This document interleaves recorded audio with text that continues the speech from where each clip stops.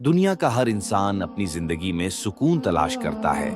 कोई दौलत में सुकून ढूंढता है, कोई शोहरत में, कोई मोहब्बत में। लेकिन हकीकत ये है कि असली सुकून न दौलत में है, न शोहरत में, और न ही दुनिया की मोहब्बत में। असली सुकून सिर्फ और सिर्फ अल्लाह की याद में है। जैसा कि कुरान में अल्लाह ताला फरमाता है, जान लो दिलों का इत्मीनान सिर्फ अल्लाह की याद में है।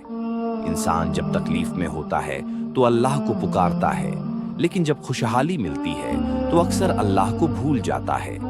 जबकि अल्लाह कभी अपने बंदे को नहीं भूलता, वह हर वक्त अपने बंदों के करीब होता है।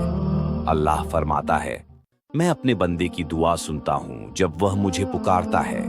सोचिए, जब माँ अपने बच्चे की पुकार सुनकर दौड़ी चली आती है तो रहमान और रहीम अल्लाह अपने बंदे की पुकार कैसे अनसुनी कर सकता है।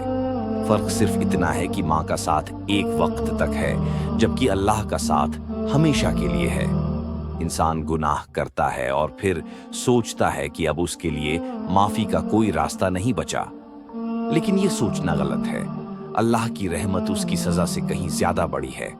कुरान में अल्लाह फरमाता है, ऐ मेरे बंदो, जिन्होंने अपनी जानों पर जुल्म किया है, अल्लाह की रहमत से मायूस मत हो।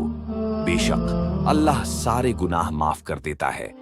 यह आयत हर उस दिल को उम्मीद देती है जो मायूसी में डूबा हुआ है। असल बात यह है कि अल्लाह और इंसान का रिश्ता बहुत गहरा है। यह रिश्ता किसी दौलत या शोहरत पर नहीं टिका हुआ, बल्कि सिर्फ ईमान और भरोसे पर खड़ा है। जो इंसान अपने रब पर भरोसा करता है, अल्लाह उसके लिए ऐसे रास्ते खोल देता है जिनका उसने कभी सोचा भी नहीं होता।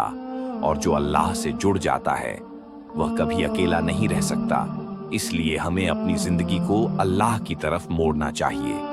नमाज को अपनी आदत बनाना चाहिए, कुरान की तिलावत को अपनी दिनचर्या बनाना चाहिए, और सब्र को अपना हथियार बनाना चाहिए, क्योंकि असली ताकत सब्र और तौबा में है।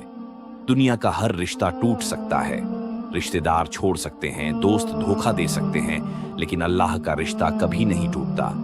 बस इंसान को बार बार उसी की तरफ लौटना है और उसकी रहमत को पुकारना है।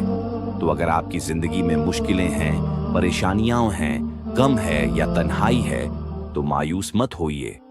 अपने दिल को अल्लाह से जोड़ लीजिए, क्योंकि जिसने अल्लाह से रिश्ता जोड़ लिया वह कभी अकेला नहीं होता, कभी नाकाम नहीं होता, और कभी गमगीन नहीं रहता।